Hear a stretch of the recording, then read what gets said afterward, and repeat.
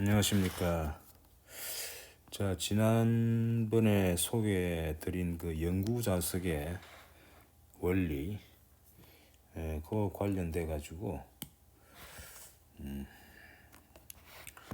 거기에 보면은 이제 자기 모멘트라는 게 등장하죠. 자기 모멘트. 자, 자기 모멘트는 이렇게 면적을 가지는 어떤, 이 도선, 여기 이제 전류를 이렇게 흘려주면은 요 이제 면적이 넓이를 A라 그러면은 I 곱하기 A 해가지고 요 면적에 수직한데 전류의 방향을 감안해가지고 나오는 그 오른손 법칙에서 나오는 그 방향, 지금 이 그림에서는 이제 이쪽 방향이 되겠죠. 요거를 M이라고 정의했죠. 그래서 M을 우리가 자기 모멘트라 그랬습니다. 여기다가 이제 오른쪽이니까 이렇게 해가지고 요거를 M이라고 정의한 거죠. 그래서 자기 모멘트가 이 자기장에서 사실은 마치 전기장의 근원을 우리가 전하로 보듯이 자기장의 근원은 자기 모멘트다 이렇게 보시면 됩니다. 그래서 이게 이제 자기장의 근원이에요. 이 자기장의 근원이라 그러면 자기장 하면 얼른 자석을 우리가 떠올리지 않습니까? 자석에 보면 이 N극이 있고 빨간색을 칠해놨죠.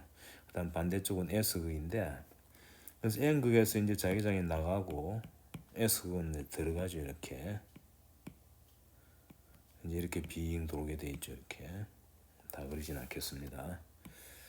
그래서 얼른 보면은 N극이라고 불리는 이 극이 자기장의 근원이 아니냐. 그래서 마치 이 전하에서 플러스 전하가 있고 마이너스 전하가 있으면 플러스에서는 전기장이 나가고 마이너스는 들어가니까, 그래서 이제 전기장 그림 전체적인 전기장을 그리면은 패턴이 비슷하거든요. 이렇게 되는데 여기서는 이제 이렇게 되죠.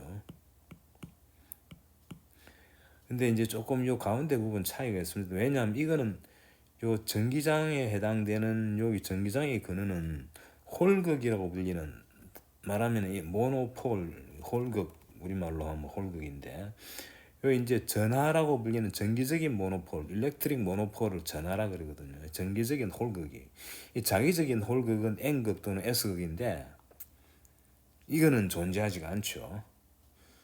그래서 전기장의 근원은 우리가 전하로 얘기할 수 있는데 자기장의 근원은 N극 또는 S극이다 이렇게 말할 수가 없는 거예요. 그래서 분석해 보니까 알고 봤더니 이 자석이라는 연구 자석이 사실은 안에 자기 모멘트 M들이 쫙 배치되어 있다 이것이. M들이 요 스몰 M들이 여러 개 이렇게 배치되어 있는 거예요. 안에 쫙 균일하게 쫙 깔려 있는 거예요. 물론 뭐 일반적으로 균일하지 않을 수 있습니다만 이상적으로 본다면은. 그래서 지난번에 사실은 이제 솔레노이드를 이용해 가지고 이 분석을 했죠. 자, 이게 이제 밑에 그림은 솔레노이드입니다. 요건 솔레노이드고요. 이건 가운데 비었다고 보면 됩니다. 가운데는 비어 있고 다만 이제 이 전류 룹들이 촘촘하게 이렇게 쌓아가지고 원통형으로 만드는 거죠. 이제 가장자리 효과는 무시하고 요 내부의 전기장을 계산했더니 자기장을 계산했더니 요 내부의 자기장이 뮤 제로 곱하기 스몰 n i고 이제 오른손 법칙이 가지고 이렇게 되죠. 이제 이걸 우리가 알았단 말이죠. 근데 알고 봤더니 이게 요 위에 자석하고 이건 연구 자석이고 밑에 건 솔레노이드죠. 요 자기장 측면에서는 동일하다. 자기장 측면에서 본다면 동일하다. 물론 이건 위에 거는 그냥 쇳덩어리고 밑에는 그냥 루프를 이렇게 쌓아놓은 거니까 물질적으로는 당연히 다르죠. 하지만 자기장에 초점을 맞추면은 연구 자석이 만드는 주의 자기장이나 솔레노이드가 만드는 자기장이나 똑같은 거예요. 그래서 자기장에 반응하는 어떤 제3의 물질이 주위에 있다면은 이 두 개를 똑같이 보는 거예요. 자기는 자기장만 보지 뭐 우리 사람이 눈으로 보고 만지고 하듯이 그런 건 못하니까 자기장에 의한 성질만 보기 때문에 연구자석이나 밑에 솔레노이드가 똑같은 거죠. 그래서 이걸 이용해 가지고 이제 어떤 걸 알 수 있느냐면은, 자 이제 오늘 중요한 거 이제 소개합니다. 연구자석 내부에 연구자석 내부의 자기장이 어떻게 되느냐를 짐작할 수 있는 거예요. 사실상 연구 자석을 자기 모멘트로 보면은 밑에 솔레노이드도 자기 모멘트라고 그랬죠. 이게 자기장 입장에서 보면 두 개가 똑같으니까 내부 외부 다 똑같은 거예요. 그래서 연구 자석의 내부에 대해서 이제 비로소 우리가 알 수 있게 된 거죠. 어떻게 아느냐? 솔레노이드 내부를 우리가 알 수 있으니까 여기 정돈 해놨죠. 솔레노이드 내부. 요 내부라고 적어놨지 않습니까? 자, 그럼 요 솔레노이드 여기에 총 자기 모멘트가 얼마입니까? 총 자기 모멘트가 요거는 요 룹 하나의 총 이제 참고로 여기 총 개수가 n 회입니다. 이제 i가 전류고 a가 넓이죠. 단면적 넓이. 그러니까 IA가 스몰 m인데 그 스몰 m이 n개 있죠. 그래서 라지 n 곱하기 스몰 m에 해당되는 IA 이렇게 써주면 되겠죠. 여기 이제 총 자기 모멘트입니다. 무엇에? 솔레노이드에 총 자기 모멘트가 요거예요. 근데 요거를 쓰면은 여기 뭐냐면 m 총이거든요. m 총. 자, 그럼 여기서 우리가 뭘 정의할 수 있느냐 하면 말이죠. 라지 m이 아주 중요한 개념이에요. 요건 뭐냐면은 이 자기 모멘트가 분포되어 있는 거기에 단위 부피당 자기 모멘트예요. 그래서 m 총을 부피로 나눠준 거예요. 지난번에 저 얘기했죠. 이 솔레노이드에 일부 아마 보고 말이죠. 이걸 보고 이 솔레노이드는 자기 모멘트가 속은 비어 있으니까 속에는 없고 가장자리에만 있지 않느냐. 그렇지 않습니다. 얘기를 했죠. 이 원형 루프를 이 가운데 바둑판처럼 그리면은 가운데 그 바둑판에 전부 전류 루프가 쫙 배치되어 있는 그걸 합친 거하고 똑같아 그랬죠. 그러니까 가운데 자기 모멘트들이 쫙 합쳐가지고 전체 이 볼륨 이룬 거라고 보셔야 됩니다. 그러니까 이렇게 해가지고 요거를 이제 뭐라 그러냐면 이름하여 자기화 벡터라 그래요. 단위가 뭐겠습니까? 단위는 요 자기 모멘트의 단위는 전류 곱하기 면적이죠. 암표에다가 면적 미터 제곱을 한 거를 부피로 또 나눠주니까 부피는 m 삼성이죠. 그 요거 단위는 미터가 남아있죠. 암페어 편 미터가 됩니다. 여기 단위입니다. 자기화 벡터의 단위는 암페어 편 미터예요. 별도로 따로 단위가 없습니다. 자, 이거를 이제 자기화 벡터를 보면은 요 솔레노이드의 자기화 벡터가 얼마냐? 자, 그럼 솔레노이드의 자기화 벡터가 얼마냐? 자, 요 이제 라지 m이라는 거 이름을 자기화 벡터라 그래요. 요 자기화 벡터의 값은 m 솔레노이드죠. 요 이꼬르 총은 나와 있죠. m 총은 nia의 오른쪽을 향하는데 이거를 부피로 나눠준 거예요. 부피는 뭡니까? 면적이 a이고 길이를 l이라 그랬죠. 요 l 길이 솔레노이드 길이 L 충분히 길다고 봅니다. AL 이렇게 해주면 되는 거예요. A자가 없어지고 보면은 N 라지 N하고 L을 나눠주면은 여기 바로 단위 길이당 개수라 해가지고 IN 쓸 수 있죠. NI 써도 상관없습니다. 이렇게 되는 거예요. 이게 자기화 벡터입니다. 이건 단순하게 계산할 수 있는 거죠. 그래서 솔레노이드 하고 똑같은 연구 자석을 이제 보면 뭐냐면 연구 자석의 자기화 벡터가 이렇게 주어지는 거예요. 그리고 물론 당연히 이 입체적인 기하학적인 모양이 똑같아야 되겠죠. 길이도 L이고 단면적은 A고 그래야 완벽하게 자기장이 똑같아지겠죠. 단면적이 똑같아야죠. 그래야지 이 자기장에 반응하는 물질이 봤을 때 두 개가 똑같으려 그러면은 기하학적으로 우선 똑같아야죠. B의 배치가. 자, 그러면 여기서 우리가 뭘 할 수 있느냐? 자, 이제 봅시다. 솔레노이드 내부에 B의 솔레노이드 내부의 자기장이죠. 여기에 뮤0 ni라 그랬지 않습니까? 알고 봤더니 이 부분이 바로 m이죠.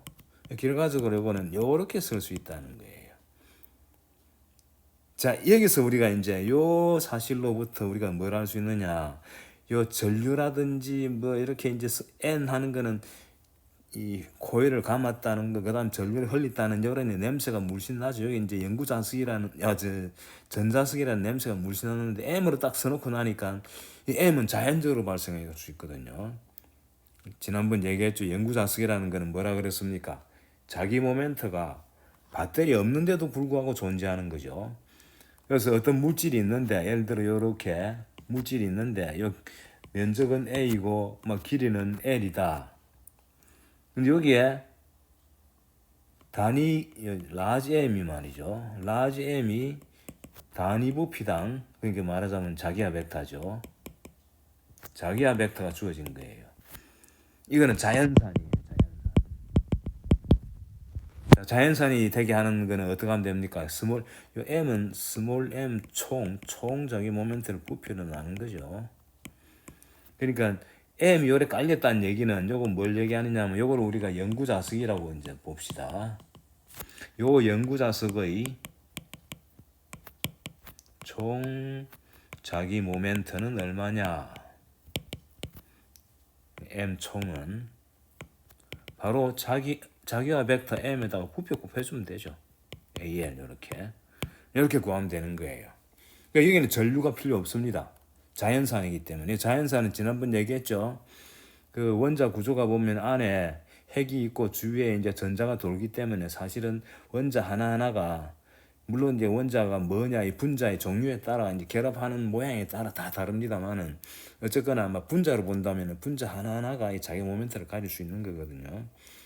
근데 대개 이제 물질은 이 자기 모멘트가 똑같은 방향을 가리키는 게 아니고 랜덤하기 때문에 다 M 총을 하면 그 0이 돼 버리는데 특수한 물질들은 그렇지 않은 게 있다 그랬죠. 그런 건 이제 연구자석이 될 수 있는 거죠. 지금 이제 위에 그린 거는 바로 이제 그런 경우죠. 그래서 라지 M이라는 게 이제 있단 말이죠. 그러면 자 이제 질문이 들어갑니다. 이제 질문. 요 라지 M 연구자석 내부에 자기장이 뭐겠느냐? 이거는 이제 우리가 솔레노이드하고 자석하고를 비교를 하는 과정에 답을 알게 된 거예요. 바로 이거죠, 이거. 이 솔레노이드는 자연산이 아니다 뿐이지, 요 M이 자연산이 아니고 배터리가 만들어내는 M이죠. 배터리가 만들어냈건 자연산이 만들어냈건 라지 M이라는 게 있으면은 라지 M은 결국에 이제 자기 모멘트들이 모여가지고 있으니까 요거는 이제 평균된 부피 단위 부피당의 값이고요. 어쨌거나 근원은 자기 모멘트예요. 근데 이제 크기를 볼 때는 바로 자기 모멘트의 이제 부피 평균 값에다가 뮤제를 곱하면 된다. 그래서 답이 나왔어요. B에 이제 솔레노이드가 아니고 연구 자석이죠. 자석입니다. 내부죠. 자석 내부의 자기장은 뮤제를 곱하기 M이다. 여기 IN 쓰면 안 되죠. 여기는 전류가 없습니다. 그러니까 연구 자석의 내부의 자기장 공식 이렇게 되는 거예요. 근데 사실은 이제 이게 무한대가 아니고 이게 이제 가장자리 효과가 있으니까 가장자리 효과를 교정을 해줘야 됩니다. 사실은. 근데 지금 이제 어려우니까 아마 충분히 길다고 보고 가장자리 효과 무시한다고 보고 한 거예요. 야, 가장자리 효과 무시. 바깥으로 나가면 이제 가장자리 효과가 아주 중요한 거예요. 여기 가장자리에서 이제 쫙 발산되고 오른쪽에서 N극에서는 발산되고 S극에서는 수렴되고 하는 이제 그 모양은 가장자리 효과거든요. 가장자리 효과 플러스 이제 뭐 여러 가지입니다. 그래서 그 분석하는 거는 상당히 어려워요. 그래서 그건 안 하고 충분히 길다고 보고 그래서 가장자리 효과를 무시한다면 이 연구자석 내부의 자기장은 이거는 이제 별도로 외부에 이제 코일 같은 거 없습니다. 전류를 뭐 배터리를 이용해가 전류를 흘린다든가 이런 거 없습니다. 그때는 가장자리 효과를 무시한다면은 요 공식은 바로 방금 쓴 이 공식이다는 거를 이제 알고 있으면 됩니다. 그래서 라지 M이 바로 자기장의 이 세기를 결정한다. 뮤제는 물론 비례상수죠. 요 이제 뮤제를 우리가 알고 있는 암페어 per 미터 제곱이라는 단위를 가지는 상수였죠. 그리고 M은 이제 자기와 벡터 단위고요. 그 두 개 곱하면 테슬라가 되게 돼 있어요. 자, 단위에 대한 종합적인 얘기는 언젠가 한번 할 때가 있을 겁니다. 지금은 그때그때 단위를 따로따로 다 정의하기 때문에 어떻게 보면 이 관계 같은 게 조금 복잡하긴 한데 그냥 그때그때 제대로만 알고 식만 제대로 알고 있으면 단위를 알 수가 있죠. 자, 그런데 이제 물질의 성질에 대해서 조금 자기적인 성질, 물질의 분류를 해보겠습니다. 자기적 성질을 이용해가지고 자기적 성질을 이용해가지고 물질을 분류하면요 크게 두 가지로 나눌 수 있습니다. 상자성체하고 반자성체입니다. 근데 이 상도 아니고 반도 아닌 게 또 있습니다. 그걸 이제 강자성체라 그러는데 그걸 아예 그냥 적겠습니다. 이 세 가지로 이제 볼 수 있는데, 자, 상자성체하고 반자성체가 이제 어떤 거냐, 그리고 강자성체가 어떤 거냐 하면 말이죠. 자, 여기 이제 물질이 있습니다. 이 물질. 근데 대개의 경우 이제 대개라는 거는 상자성체 아니면 반자성체 대부분이 여기에 속합니다. 대부분. 그 대부분의 경우는 말이죠. 물질 안에 분자들이 다 자기 모멘트를 가지고 있어요. M이라는 자기 모멘트를. 그런데 어떻다 그랬습니까? 평시에 이게 아주 불규칙적으로, 그래서 분포가 불규칙적입니다.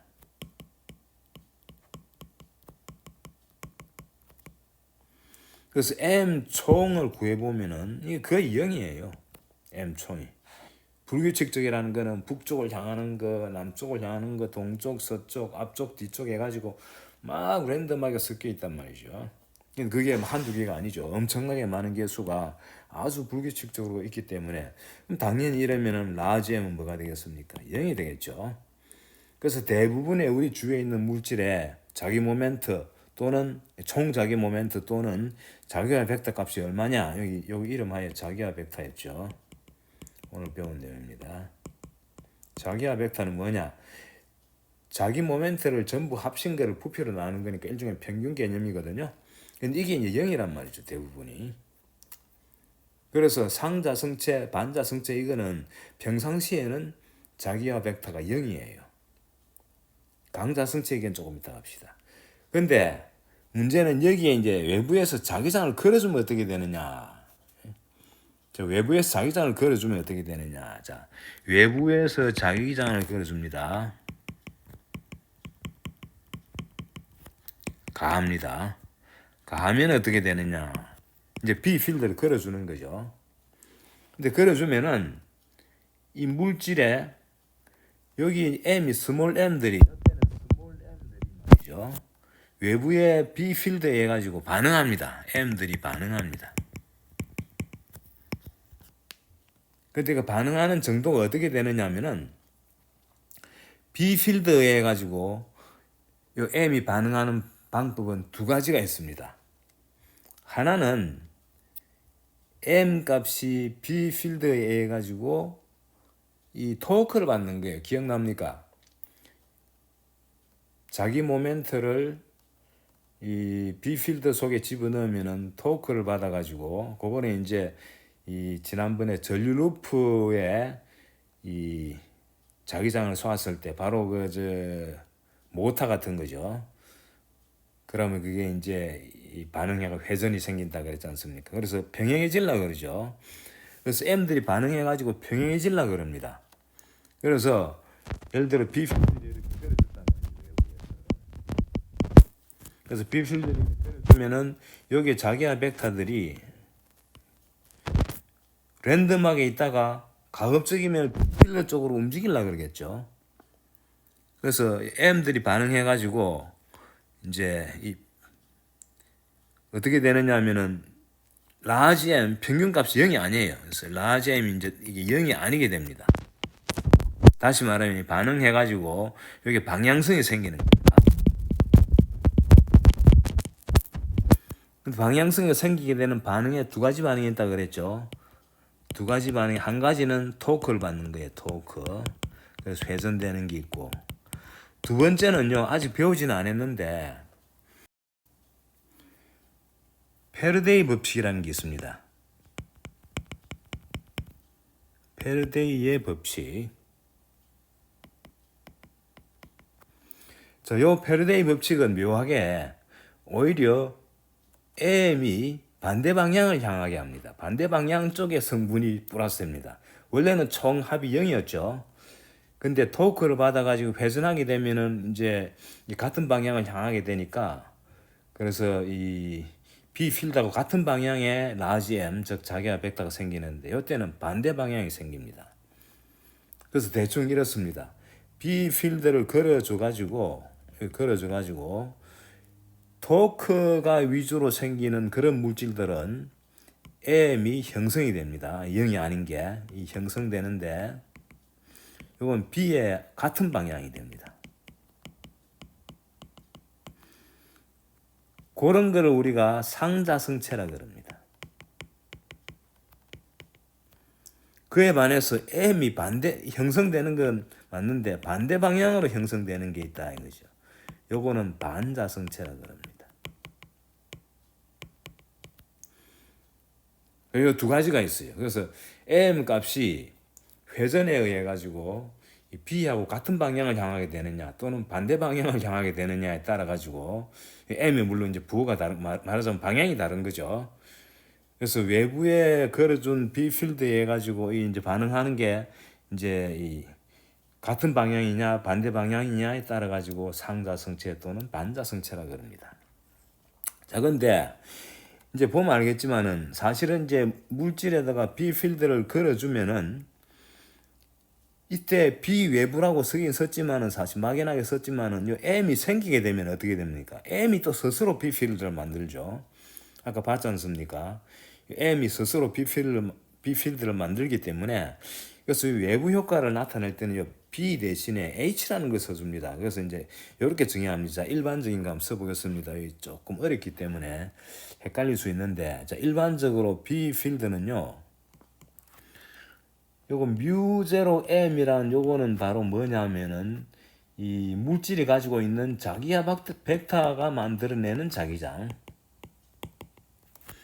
플러스 이제는 외부에 뭐 전류를 건다든지 했을 때 생기는 또 전류에 의해서 나오는 부분이 또 있겠죠. 그걸 B0라 그러겠습니다. 두 가지가 있습니다.